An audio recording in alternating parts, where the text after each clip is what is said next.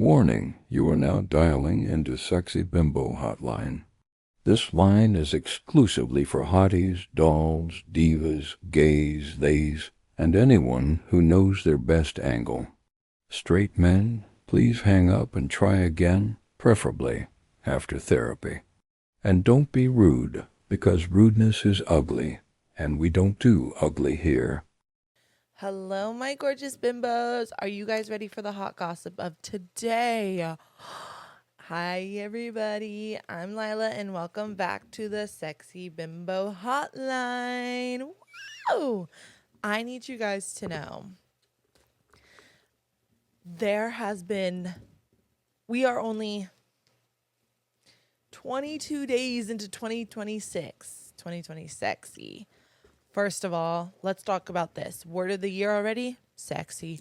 And then also we're having so much like fun, silly gossip that's going on that I thought let's deep dive, break it down, like what the hell is going on. 22 days into January, and you guys, this is already the year of the comeback. Like, what the hell is going on? First of all, I have like a bunch of shit written down. Let's talk about this, the year of the comeback. Harry Styles coming back. Tonight at midnight, we're going to get Harry's first single, and I'm going to literally lose my mind.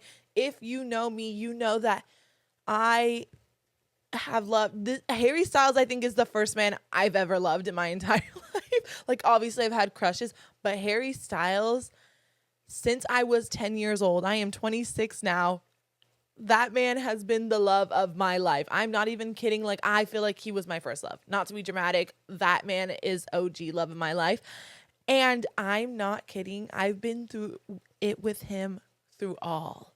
No joke. I am OG lover of Harry. Like, I watched them on X Factor. I was obsessed with them. And then What Makes You Beautiful came out, and I was like, I'm in heaven. And I just like, and I was also one of the girls that had the posters all over the wall. Are you guys like, I am a hardcore One Direction fan. I'm not a solo stan. I have been there since day fucking one. I can't even speak about it because I care so much. Literally, let me play you this voice memo that I was literally crying that Harry came back. This is me, literally, January 15th, crying because I'm rediscovering that Harry is coming back and like it's actually real and he's not pranking us. This is me, my real reaction. You guys, I'm crying because Harry Styles is coming back. I missed it. I'm not signing the divorce papers. I'll get to that. I was lying. I was never gonna. He's coming back, and the fact that he's in a light-skinned girl era, like, and the fact that we might get a song about a light-skinned woman, I'm gonna kill myself. I'm crying so hard.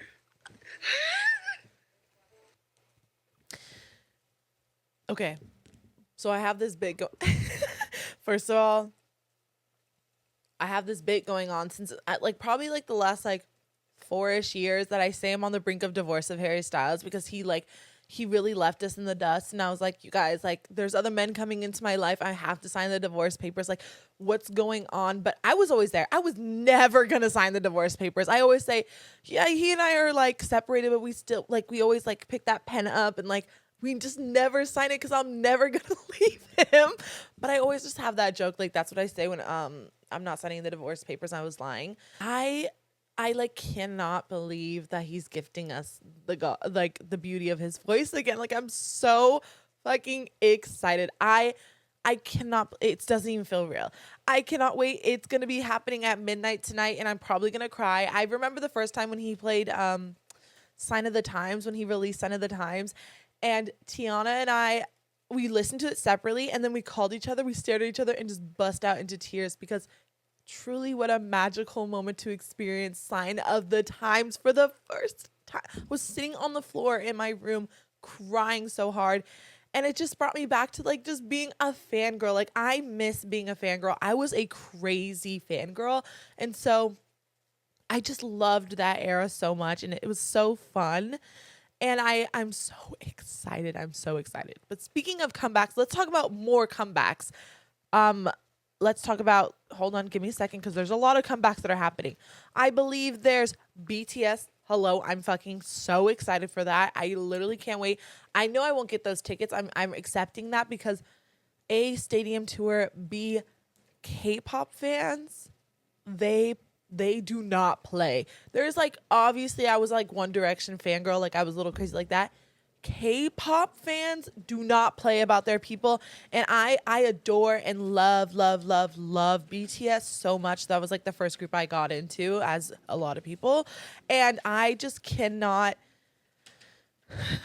I'm like waving the white flag. I'm not kidding. I'm terrified. I know those tickets. First of all, resellers, you guys are so fucking selfish. I hate resellers. You pieces of you over.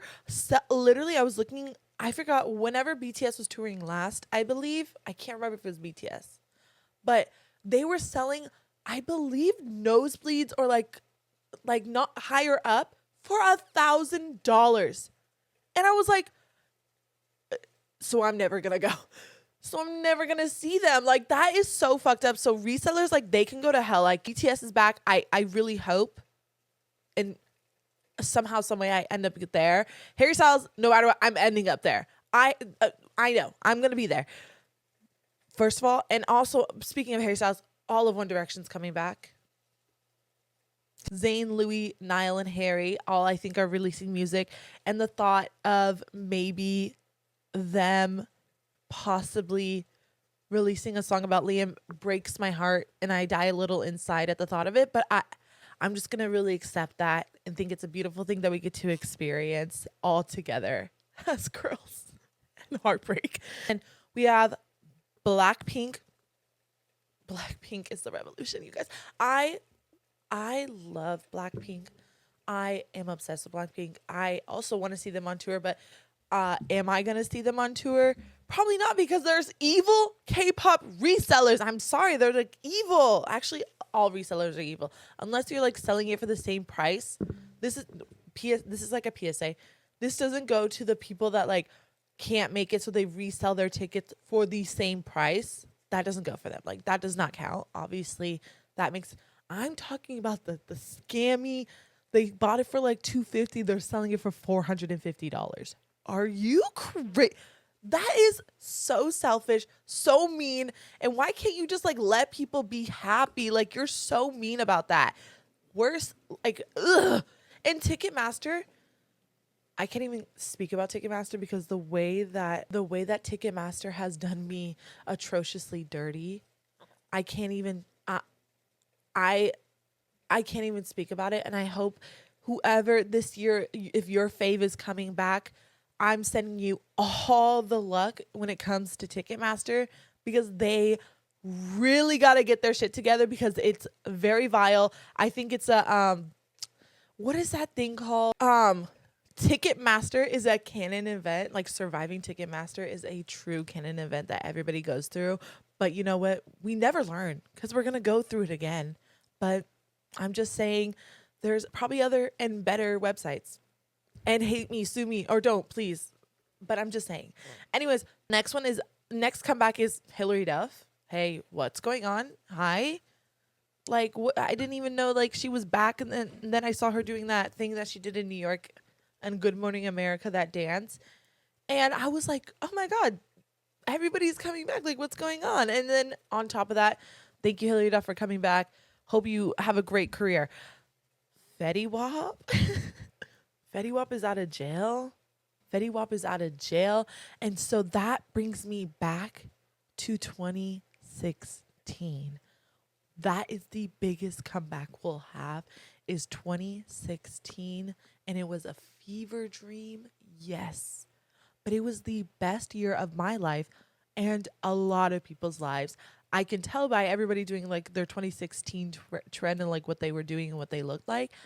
You guys, 2016 had to have been the best year of my fucking life. I love it so much. To be a teenager in the Valley in 2016, you were doing crazy, crazy things. I loved it so much. I was in high school, so there was like high school parties we would go to. We would go out, we'd be partying.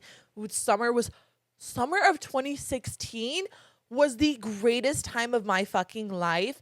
There was friends that was driving, so we would drive around, and then I was you guys, literally, I can't even like. It was one of the greatest things of all time. I truly, I cannot believe I experienced something so phenomenal. I'm so sorry for the people that were like 10 years old and younger, and maybe even like 14 and younger. 16 and up, I feel like you were thriving, having fun. I'm so sorry to the people that didn't have a great year in 2016. I'm so sorry. But it was something that was magical. There was something magical in the air. It felt like everybody was just free. But I don't know how else to like explain it. But I am making sure we are bringing the 2016, at least with me and my friends, we're bringing that 2016 air back. The freedom, the fun, the magicalness. I feel like I have a sparkle in my eye talking about 2016. But yeah, I think that was a great time of life. Now let's get into like a little bit of crazier gossip really quick. I just want to speak about this briefly. Kyle and Amanda from Summer House divorcing or breaking up. They're separated. I think they're divorcing, obviously. You know, these last few seasons of Amanda, I didn't care for Kyle, but I started to like form a for her, because unfortunately she was so miserable in her marriage with him, and I think that it really came out on her. Like, I just think it really changed her as a person. Like, it was a very interesting thing to experience and watch, because she did not like him. Personally, for me, she may have said she liked him, but the way that she acted was honestly the complete opposite to me. I think that she really barely like, the thing is, watching the season up until they were getting married, they were like not super crazy getting along. It was just very interesting to see you weren't rooting for them. Me personally, it was like, I really hope that they figure it out, whether they break up or make up. And for like Paige, who I absolutely adore and love, including also Sierra, I also obsessed with that duo. Paige saying, I don't think you should do this. Like, if you don't want to marry him, I don't think you should. You're not happy. That should have been like, honestly, if my best friends are saying that to me, I would have had that reality check and being like, not coming from the inside, it's like leaking out. And you guys are now seeing like us be miserable. Like, I don't want my friends to see me miserable with someone. I can't even like imagine the thought of my friends hating the person I'm going to marry. I would not want that at all. Like, that really like would freak me the fuck out. I think that I'll like her more. I just, she was so miserable, and I think she just was so used to it for so long that it kind of just like just really affected her, and it really like I could not like, I loved her in certain parts, but like when she would just be angry and mean to Kyle, I was like, just don't be with him. Like, I'm so sorry. Like, it is not worth it. Like, it is not worth it at all. And literally, Nikki hates when I say this, but season 10 is going to be the one where it's like the final season of like the OGs, like they're all leaving and all that stuff. So I think they're doing a really big one. I think Kyle's going to stay. I think Kyle's the only one that's going to continue to come back to the summer house until he's 50 fucking 5 years old. It's like insane. There's this moment in summer house that literally will stick to me forever and ever. He said, it's so lonely being married to you. When Kyle said that to Amanda, Amanda should have been like, then we should sit down and divorce. We should separate. We should be apart. There is no fucking reason to be together and be miserable together, because you're not going to thrive. You're just going to be so low. And so I hope the best for her, truly. And I know she's a baddie. She is a baddie. I just know that she's going to thrive so much better without Kyle. So I'm rooting for her. I'm rooting for her. I'm rooting for Amanda. Kyle is a fucking freak and cries over the weirdest things, which I love a man with emotions, but goddamn, that's a lot. My next one is a rebrand. As you can tell, I'm not blonde right now. I'm like I have like blonde in it, but it's like a honey blonde and it's brown. This is what I'm thinking right now. My bimbo rebrand. I want more tattoos. I want so many more tattoos. I want my belly re-pierced for the 3rd time, but this time I'm going to get a floating navel piercing because of the belly button I have, which I can't even speak about. I got humiliated by a piercer. He didn't explain to me. He just said no to me. Well, he explained to me, but he was like, you don't have the right anatomy. And he didn't explain I can get another version of a belly piercing. He just told me I just didn't have the right anatomy in front of like 5 people. And he was like, do you want anything else pierced? And I was like, okay, I'm going to go. Thank you for humiliating me in front of 5 fucking people.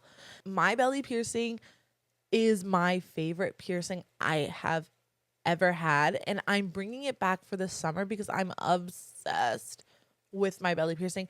And I just found out that you can get a dangly floating navel. So I'm going to go get it pierced for a 3rd time. And from what I remember, it was literally my least painful piercing. Like, I don't remember it being painful at all. I want to bring back my lip filler. I have had, I guess, technically 1 millimeter over the past like 4 years, but I did 2 separate times 0.5 because I don't do my bottom lip. I just do my top lip. And I don't even do like my middle part. I literally just do my sides. Every single time I'm telling the doctors, I'm like, I just want my sides filled. I just like when they're more filled on the sides and it makes like more plump and bigger. And that's why I like 0.5 the best. But like, fuck it. Maybe I'll do 1 millimeter. No, but I like a big, like, plumpy fake look. I love big lips when you can tell they're filler. Personally, for me, I think it's really fun and I think it slays. There is sometimes that you're kind of like, ooh, this is a little intense, but I do love a little fillered lip. I love it. I think it's iconic. So yeah, that's like my personal bimbo rebrand of 2026. I think that it will be more fun customizing my character, and I'm gonna be even more of a baddie than I am now. So I'm really excited. So look out for that rebrand. Slowly but surely, we're gonna be doing a little fun rebrand. Anyways, I gotta go, guys. I loved gossiping with you. I just want to know, like, if you guys have any good gossip, whether it's like your real life, if you want to like get something off your chest, or if you have heard any like other celebrity gossip from this point on. I hope if you're a Harry stan that you get to enjoy his new music tonight, and we're gonna party on. I hope you have such a fun Friday. And guess the fuck what? I'm almost at 60 subscribers. I can't believe it, you guys. I'm so excited. I'm like 40 something, 44, 43 away from 100 subscribers, and that's mind blowing to me. Thank you guys so much. Love you guys down. Let me know your best piece of gossip. I would love to hear it. And like, comment, subscribe, follow, whatever you got to do to party on with me. I love you, bimbos. Bye.